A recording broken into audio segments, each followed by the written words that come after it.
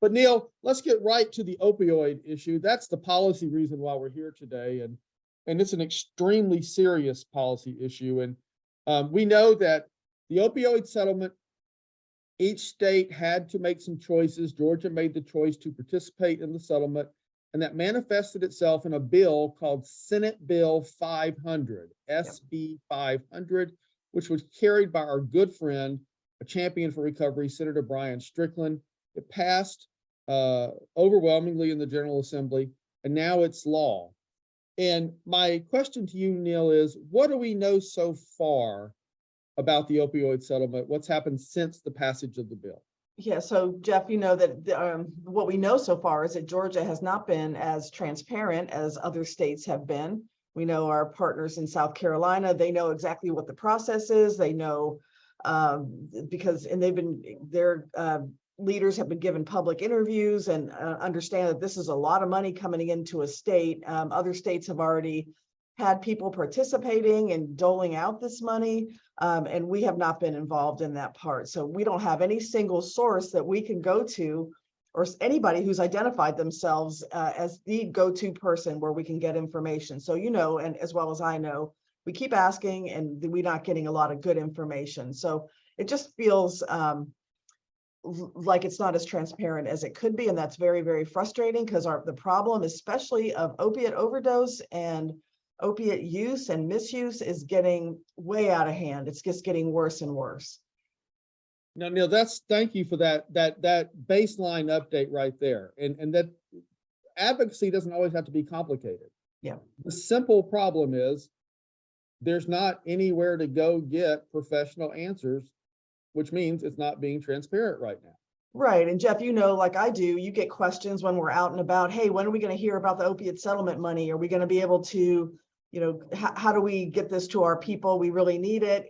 Even things like Narcan, fentanyl test strips, things that we could purchase easily. Like, when are we going to know we can have that? And you and I get that kind of pressure on us as the statewide recovery organization. And then we don't, to be able to look at someone and say, we just don't know yet. It's been really frustrating.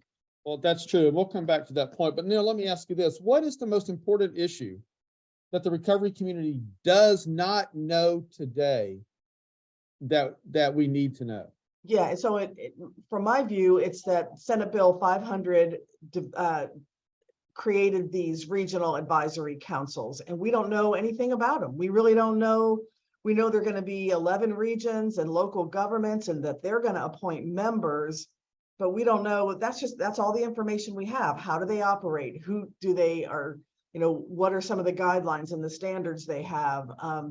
There's just not there could be, we believe, a public website. There could be information out there, how you get on these regional councils. We don't know any of that. We don't know timelines.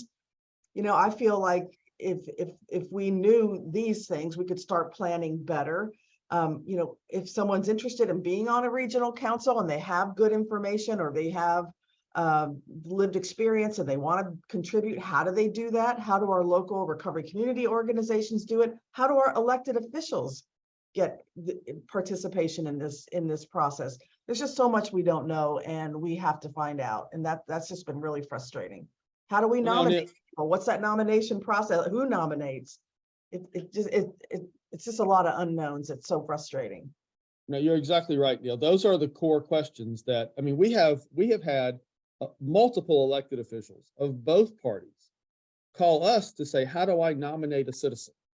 Yes. So local government leaders don't know themselves how they participate. Right. How in the world do citizens know any kind of deadlines or process to say, I would like to be on this? But Neil, okay, so now we understand that technical and those series of issues that are technical, serious problems. Tell us why that's so important. It's important because there's going to be real critical decisions made with that funding and with that support. So who gets these appointments? We have these automatic appointments. We don't know who they are. We don't know what their role is going to be, but then they can appoint up to 7 people. So there can be more. Who gets appointed? What's that process like? We just want some transparency in this process. They're going to be making some big decisions. And Jeff, you know, like I know that we believe that recovery is local. Recovery happens in communities. Community members should be having input into what the strengths of their communities are, so they can build on those, and what the gaps in services are, so they can start filling some of those gaps with this funding. We just don't know. There's just so much we don't know. Right. And Neil, yeah, I think what you were alluding to is Senate Bill 500 mandates that there will be at least 3 entities or people representing entities appointed. And legally, those 3 could spend all the money and it would be perfectly legal. Yep. And they could even spend the money on themselves and that would be perfectly legal. And the public could have never known it happened until it happened. Right.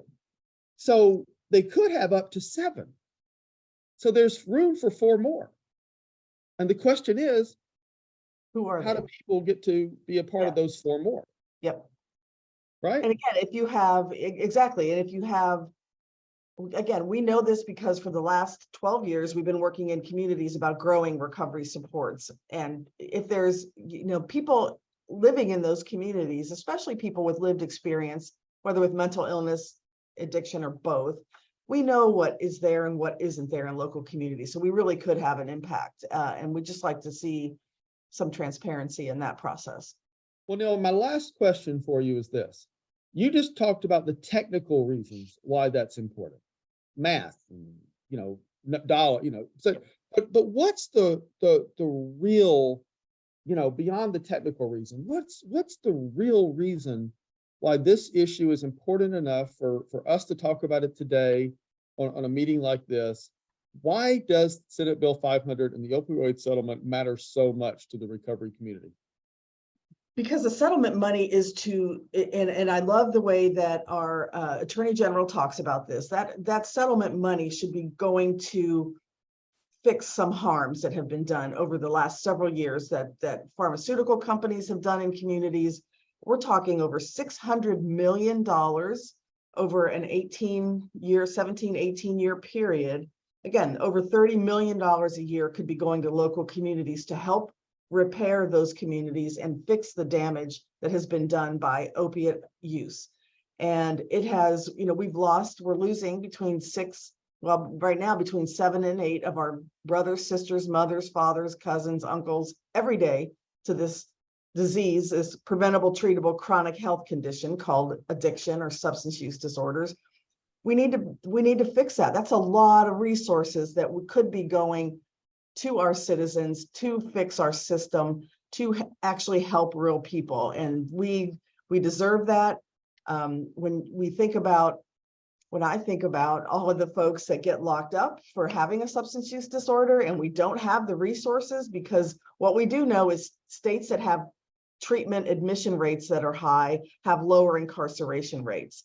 And states that have higher incarceration rates have lower treatment admission rates. So we want to fix this incarceration problem. We need more treatment and recovery support services. So where is that? That can come from some of this funding. Where is it? Right. And Neil, we're going to let you go, but I want to just add to that. I feel like that we've heard from so many people in so many communities across the state, urban, suburban, rural, it doesn't matter, cutting all demographic lines, all political lines. And the voice that must be at the table regionally is the peer voice, because they're the survivors of the disease itself. Yep. And if you're going to take this money and spend it in a community, and you do so without a peer with lived experience, without that voice having a vote, let's be clear, there's going to be a vote on taxpayer dollars. Yep.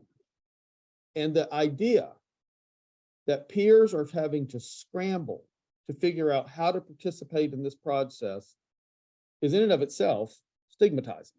Yeah, there could be a better way. We shouldn't, if you want to know how to solve a problem, you go to people, like you said, who have lived experience, who have succeeded, have done the work.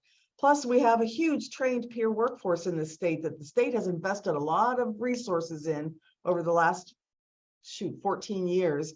We need to start using them. They're there, like I know, Jeff, we talk to people, our peers every day, our people who've gone through our training, people who are in recovery that just want to help. We know that the essence of recovery is giving back. We have something and we want to give it back. And so we want to give our experience, we want to give our knowledge, we want to give our connections in the community. We know the opposite of this disorder is human connection. We know how to do that. So let us do what we do. Let the treatment people do what they do, but let the recovery people do what they do, which is give back to their community, give back to each other, be that hope for each other, be that gratitude in that community and all those resources for each other in their community. And that's what makes a difference in our lives.